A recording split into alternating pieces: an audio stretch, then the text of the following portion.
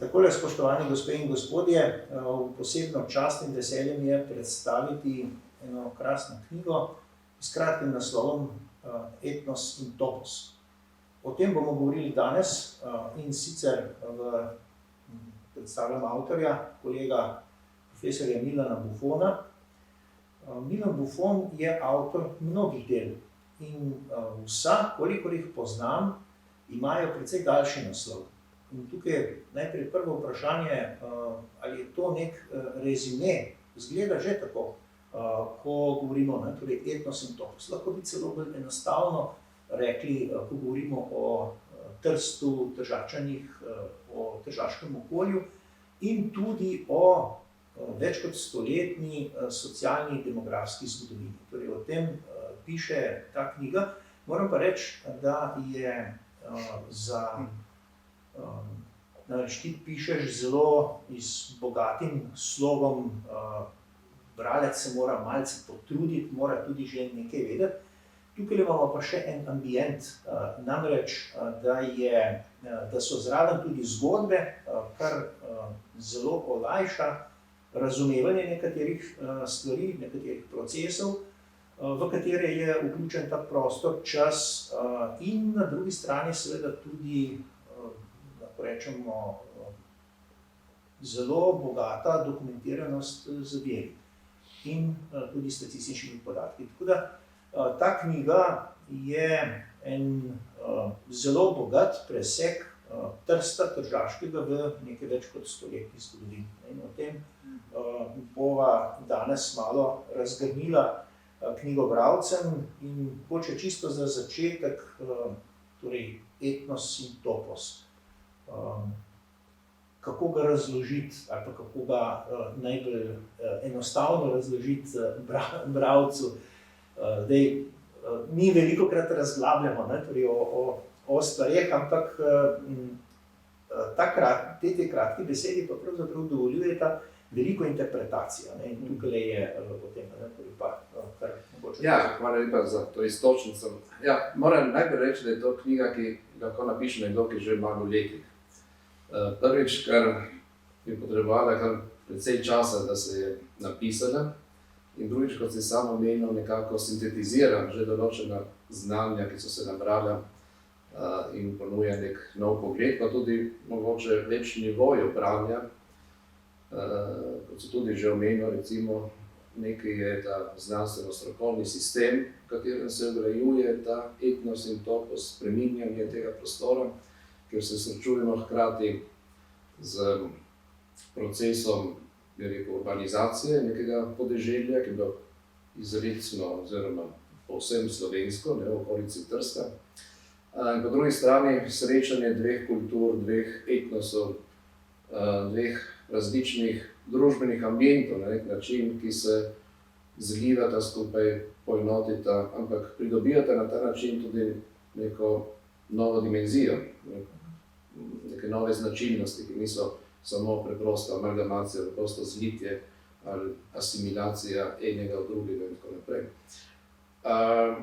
Tudi kot spominjam začetku te knjige, ki jo posvečam dvema osebama, ki sta nekako vplivala na to razmišljanje.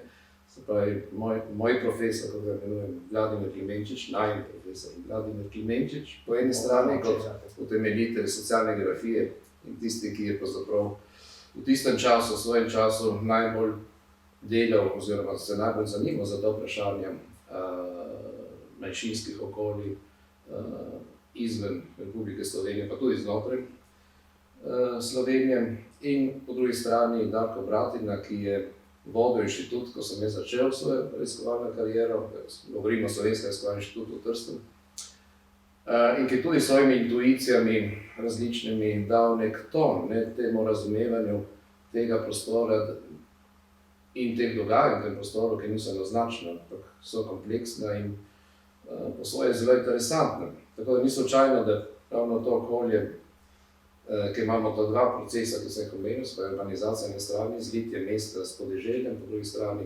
ene kulture, slovenske, v tem primeru z italijansko, mestno, je nekaj, kar pravzaprav označuje naš prostor danes, te spremembe, ki smo jih doživeli v Evropi na splošno, sicer v teh zadnjih 100 letih od časa ruralnega podeželja, ruralne situacije, preko faze industrializacije, ki jo nekako skušam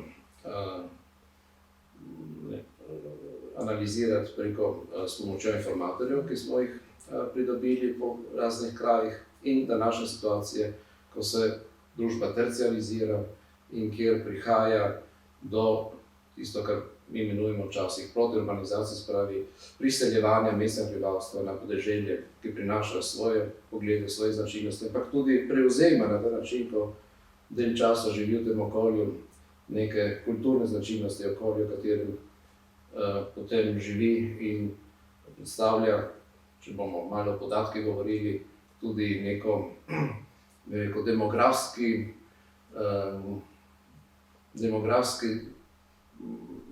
demografsko pomoč neki manjšini, ker se z leti, oziroma slovenskih skupnosti v tem okolju, ki se z leti precej zreducira zaradi selitev, zaradi naravnega upada in tako naprej. Tako da je lahko to čisto znanstveno strokovno razumno te procese, sem pa tudi za domače bralce, če tako vzamemo, dodal te opise krajev, 13 zbranih krajev v tržaškem podeželju, od Nabrežine nekje do Milskega konca, se pravi občine Dolina, ki je istrska po svojih značilnostih. In seveda tudi, če se bo le dalo, da bi to z prevodom te knjige približal italijanskim bralcem na Tržaške, ki pravzaprav malo vedo o okolju, v katerem živijo danes, in sploh o procesih in spremembah, ki to okolje doživljajo v zadnjih letih, in kjer je bil slovenski etnos zelo pomemben, zelo vpliven v tistem času, spravi govorimo od Avstrije pa do prvega povojnega obdobja prejšnjega stoletja.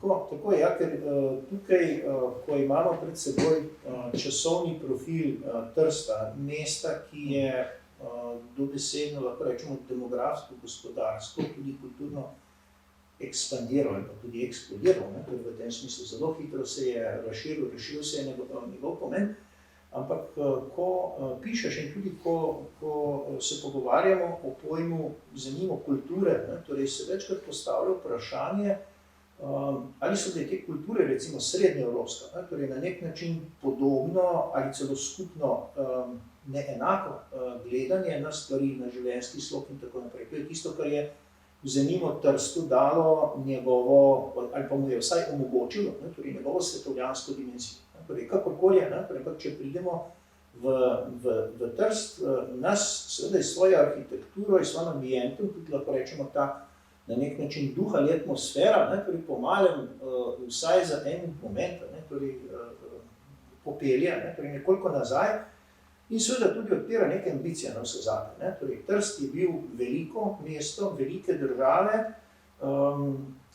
ta pojem kulture je pa lahko razumljen zopet, torej ali je lahko ožje ali širše. Torej, ti tukaj govoriš recimo o slovenski in o italijanski, pa so bile zraven potem seveda še mnoge druge skupnosti, kako so pa te učinkovale na obe, to se pravi na oba, na nek način konkurenta, pretendenta, ali mogoče, torej celo na koncu, če danes govorimo recimo v enem odprti Evropi, torej ali je Trst danes tisto, kar bi lahko rekel, torej je to neka evropska popotnica, torej lahko zgled, torej kako so ljudje razrešili svoje historične dileme in jih na nek način torej lahko tudi povedo, govorijo, pričajo, torej tudi neki danes evropski populaciji. No, uvodoma tudi obrazložim, da je ta knjiga govori primarno o slovenskem podeželju, se pravi okolici Trsta, ne o samem mestu. Sprva se namerava obravnavati celotno slovensko populacijo, tako v mestu oziroma slovenskih klasičnih predmestih, ker je bilo slovensko prebivalstvo v večini, tudi v mestnem okolju in ostalih krajih. Potem smo ugotovili, da je pač mestno okolje specifično in da potrebuje drugačen pristop, pa tudi gradiva se je toliko nabralo, da pravzaprav čaka to na nadaljevanje te debate na nek način z naslednjo knjigo, ki bo posvečena samo tržaškim Slovencem, se pravi Trstu kot takemu mestu in predmestju.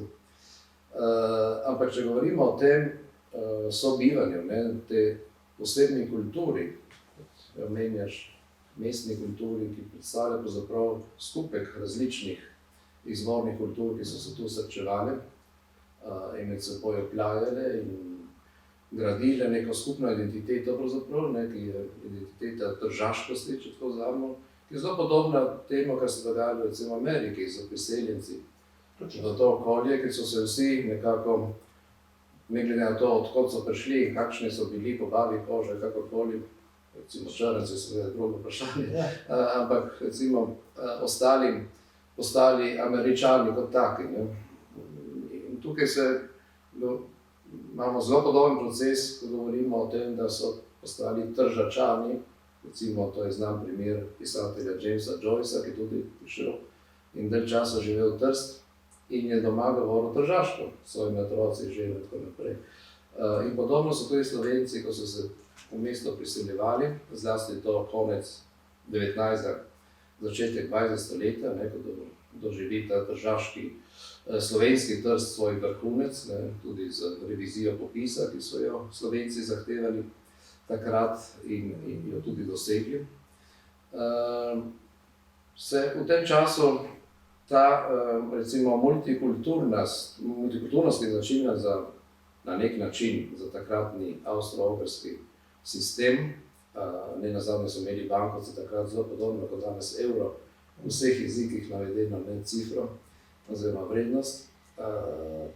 Nekako začne polarizirati. Se pravi, ta nacionalizem lahko ugotovimo, da učinek, razvoj nacionalizma oziroma nacionalističnih pogledov se v Trstu uveljavlja še prej kot drugje, oziroma nakazuje to, kar se je potem v Evropi zgodilo z obema svetovnima vojnama in z graditvijo oziroma novih nacionalnih držav. Ampak to je bilo še vedno okolje, ker so se te različne kulture srečevale in gradile neko skupno dimenzijo. Je pa res, da se v tem času nakazujejo zlasti družbene diferenciacije znotraj tega in se pretežno priseljenemu prebivalstvu iz tega ožjega zaledja, predvsem s podeželja slovenskega, kjer so predstavili glavno področje priseljevanja v samo mesto. Več kot 6% priseljencev je bilo Slovencev, oziroma prihajali iz slovenskega zaledja. In prihaja tudi do sprotne asimilacije v ta italijanski, pretežno italijanski tržaški topos, če tako vzamemo. In prihaja tudi do diferenciacije v smislu tega, da se to slovenski element nekako zapostavlja. Pravi, da je ta tržaška elita, ki je pretežno italijanska, izvaja v vedno večji meri neke politike apartheida do slovenske skupnosti, zlasti v mestnem središču. Ne toliko na podeželju oziroma v predmestju, ampak v mestno središče in moralo že takrat biti pretežno in izrecno italijansko, kar se je potem s fašizmom še okrepilo. Se ni začelo s fašizmom, ampak to se je začelo že precej prej. Ampak je ta čas zelo kritičen za slovensko prisotnost v samem mestu in predstavlja potem s komiformo z drugimi delitvami, do katerih je prišlo zaradi ideoloških, ne samo nacionalnih, ampak tudi ideoloških faktorjev, do nadaljne oslabitve, bi rekel, te skupnosti, ki je danes bistveno manj prisotna oziroma manj vidna. Mislim, da popotnik, če gre v Trst, iz Ljubljane v Trst, poleg tega, da marsikdo pride na kavico in zato tudi mogoče ta knjiga koristna, da vidi malo, kakšno je to okolje bilo in je še pretežno slovensko, ampak vidne prisotnosti Slovencev v samem mestu danes ni. Kljub spremembam, kljub vstopu Slovenije v Evropsko unijo in tako naprej, je ta Trst še vedno preveč vase zaprt nacionalističen in ni še tako evropski, kot je bil nekoč, da bi to uspel sprejemati. Se ravno v tem mislim, da se kaže, lahko rečemo, ene pasti razumevanja nacionalizma. Ker lahko postavimo tudi trditev, da nacionalizme imamo v zadnjih 300 let v Evropi in si se je treba navaditi z njimi živeti oziroma jih tudi na nek način upravljati. In tukaj se zdi, kako je torej, določena etnična substanca, predvsem italijanska, sama sebi pravzaprav zavirala neke vrste razvoj, torej postavljala določeno blokado in je namesto, vzemimo tega melting pota, torej, ki bi bil, ko daš primerjavo z vzemimo ameriškim loncem, torej, kjer noter prihaja, ampak noter še vedno brbota in je mogoče najti marsikaj in v tem je, po mojem, tudi vrednost takih, recimo, središča. Mislim, da to perfektno v tvoji knjigi govorijo priče, torej ti intervjuji. Torej, to se mi zdi, da je krasen primer, kako zelo enostavno torej nekomu razložiti, kaj se je dogajalo, kako so čutili, kaj se dogaja s človekom, ki pride iz vaškega okolja, nekaj kilometrov v mestno okolje, lahko rečemo v nekem dnevnem ritmu, sploh ni potrebno, torej, da se noter preseli, ampak je torej, soočanje z recimo, različnim vrednotenjem ali pa različnim gledanjem, kako to občutijo.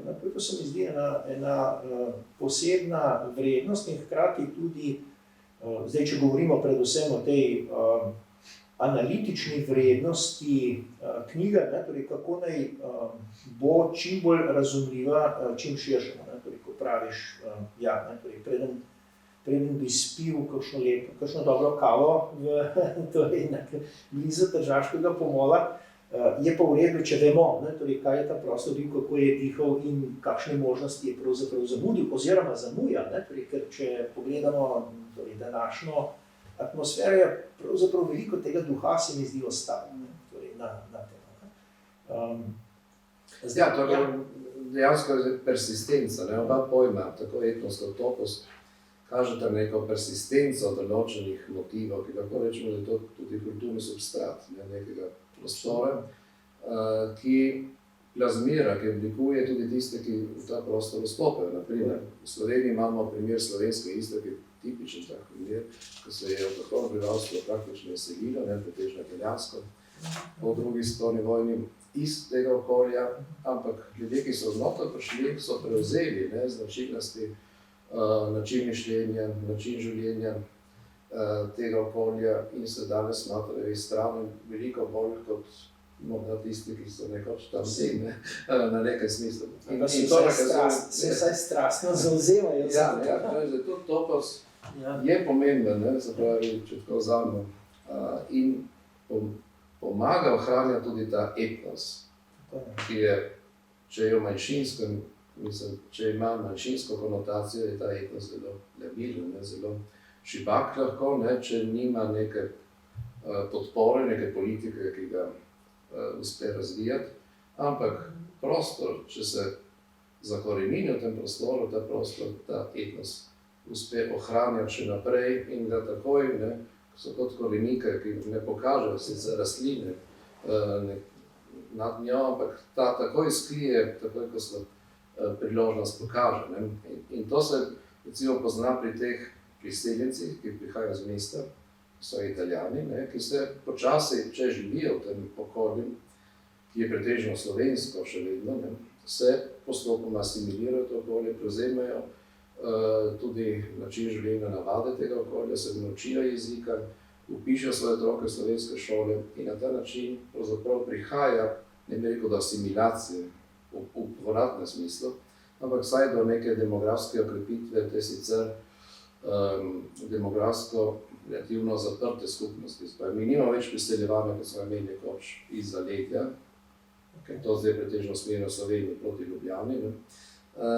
Morda se bo z razvojem Tržaške luke in odpiranje tega prostora spet v mednarodni prostor, v mednarodno okolje te priselitve okrepile, sicer precej dvomim o tem, ampak nedvomno prihaja znotraj teh dveh tega okolja, slovenskega in italijanskega, do nekega novega procesa, ki revitalizira deloma zlasti v slovenskem podeželju slovensko kulturo v tem okolju. Tako je, se mogoče je to prilika tudi spregovoriti o moči toposa, torej ravno to, kar si zdaj poudarjal, torej kako prostor vpliva na ljudi, kako jim daje določeno neko inspiracijo. In tukaj se moramo zavedati pravzaprav še nečesa, pa se tukaj malo vračamo k obema, katerima si naklonil posebno misel. Ne? Torej, to je najin skupni duhovni oče, profesor Vladimir Klemenčič in Darko Bratina, torej osebno sem Bratino poznal, vendar še zdaleč ne toliko kot ti.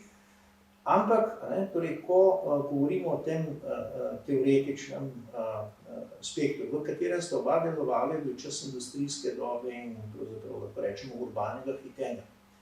Danes je pa postmoderna doba, torej, ko pa se zanimivo torej, vračajo vrednote lokalnosti, vrednote prostora. In tukaj je mogoče, torej, kako ti gledaš, tudi ta moč toposa. V tem. In se mi zdi, da so ravno ti primeri tržaške okolice na Krasu, torej na nek način, kako je pojem okolja ali pa zemlja močan pravzaprav, na nek način nepresežen element, samo drugače, torej drugačni časi drugače razumevajo torej pojem prostora, recimo, če bi v širšem smislu rekel. Ja, mi smo služili to strukturo spremljati preko 3 recimo presečnih letih. Smo začeli z ruralnim obdobjem 1910, tu imamo avstrijsko statistiko, revizija popisa, ki je tudi pokazala neko novo dimenzijo slovenstva, oziroma veliko večja, kot je bila zamišljena v osnovi. Tukaj prinaša tudi kritiko recimo tega revizije popisa, ki ga italijanski avtorji smatrajo kot maksimalno reprezentacijo slovenske populacije takrat v Trstu. V resnici smo z analizo tega popisa, ki ga hrani, torej popisnih polj, so to hrani Tržaški arhiv, ugotovili, da Slovencev še veliko več, kot jih je revizija pokazala v resnici, zlasti v mestnem okolju. Potem stanje recimo industrijskega obdobja 1965. Tu smo s pomočjo informatorjev nekako konstruirali od hiše do hiše, kakšna je situacija takrat in kakšna je danes, pa je presečna za naslednjih 50 letih, okrog leta 2015.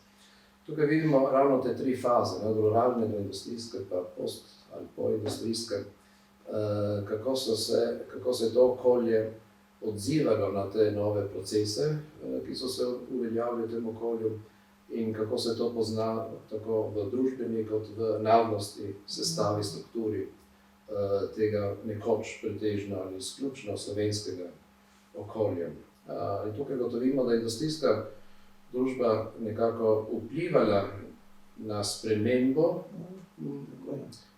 družbe, v smislu, da je to slovensko populacijo pritegnila urbanemu okolju po načinu življenja, če tako vzamemo, ampak ne še po etnični pripadnosti, ker to so ostali ti kraji pretežno ali izključno slovenski tudi takrat v industrijski fazi. Ni bilo priselitev namreč. Večino so bile izselitve, dejansko so te vasi, ki smo jih analizirali, ti kraji izgubili dobršen del populacije zaradi izseljevanja proti mestom. In seveda ljudje, ki so odšli v mesto, so se pretežno asimilirali, zlasti delavski sloj v večinsko italijansko družbo. V drugi strani imamo terciarna faza, ki jaz imenujem kot faza odprte družbe. Ni več enostranski proces, ampak imamo dvostranski, eni na druge vplivajo v dosti večji meri kot nekoč. Ni več družbene distance med obema skupinama, se pravi, družbena struktura tako mestnega kot podeželskega prebivalstva je zdaj popolnoma ista, vsi so ukvarjajo s terciarjem, vsi pretežno delajo v mestnem okolju. Prihaja pa na nek način, kot se pravilno omenil, do neke revitalizacije tega percepcije lokalnosti. Se pravi, to ni uniformna družba, kot bi se lahko človek predstavljal, glede na družbeno strukturo, ampak je okolje, ki priznava te različnosti v toposu v nekem smislu. In mestno prebivalstvo prav to išče, se pravi, prihaja na podeželje živeti, ker išče neko kulturno nišo, lahko je to kot rekonstrukcija ruralnega ambienta, rekonstrukcija podeželske hiše, ki je tipična recimo na Krasu po svoji arhitekturi, pa tudi odkrivanje bi rekel, nekega načina življenja, ki je, lahko bi rekli, danes bolj trajnostno v nekem smislu, ne, spravi, ni tisto drugačno od mestnega načina življenja, ki je bolj individualističen, ampak imamo na podeželju še vedno občutek skupnosti, ki je v mestih težko najdemo. Ne. In ta organizacija, ta družbena organizacija na podeželju je še vedno pretežno slovenska. To se pravi, da ravno zaradi tega prihaja tudi do neke povratne asimilacije, velikokrat, ker so to potomci tisti, ki so se nekoč usmerili v italijansko okolje, ampak tudi pridobivanja novih, tako rečemo, novih adeptov iz strani italijanske priseljence v to okolje. Tako da je ta družba v nekem smislu socialno bolj poenotena, ampak kulturno prihaja spet do večje multiformnosti oziroma do spoznavanja, da je ta multikulturnost neka vrednota na nek način, ki jo ljudje zdaj iščejo in skušajo revitalizirati po svojem. Ja, pravzaprav se mi zdi, ne, torej, da so tudi vsaj nekateri od teh informantov, ne, torej, ko so z najnovejšega obdobja, da dejansko posegajo po nečem, kar je sicer dosti tipično za ameriško družbo, namreč da gredo iskat korenine. Ne, torej, in je tako, ne, torej, o recimo slovenski stvari govorijo s ponosom, iščejo, ne, torej, ampak ni pa v slovenskem jeziku, ne, torej, kar imamo pa velikokrat, mogoče to v tržaškem okolju sicer ne vedno dosledno tako, ampak jaz nekoliko več se posvečam Koroški in so zelo podobni učinki, ne, torej, ko ljudje iščejo na nek način svoj lastni izbor, vendar se po drugi strani tudi ne obremenjujejo z njim, to je tudi zanimiva zadeva. Ja, tako, spoštovani gospe in gospodje, zdaj vsak čas mine tisto, kar je dobro, še hitreje, vendar knjiga Etnos in topos nudi obilo priložnosti vsem, ki želite spoznati Trst, tržaško okolico, Slovence, celoten ambient zgornjega Jadrana, kajti Trst ali Tržaško je pravzaprav nek seštevek vsega skupaj, vendar seveda s tem dodatkom, da je ravno zaradi lokacije, ki ima, torej zaradi tega toposa, ne, torej toliko poseben. In mislim, da je Milan Buffon v tem odlično povzel in me zelo veseli, ne, torej dvoje, ne, torej prvič napoved, da bo to razširil v italijanski jezikovni prostor, kar je zelo, zelo potrebno, hvaležno. Drugo pa seveda, ne, torej, da se posvetiš tudi še naslednji rundi. Ne, tako da to je, torej, ta rezime, veš, ko rečeš, ja, ne, torej, zdaj smo pa že dovolj stari za to, da to ni pika na i, ampak je vedno tudi dolžnost in želim, da jo izpolniš. Hvala lepa.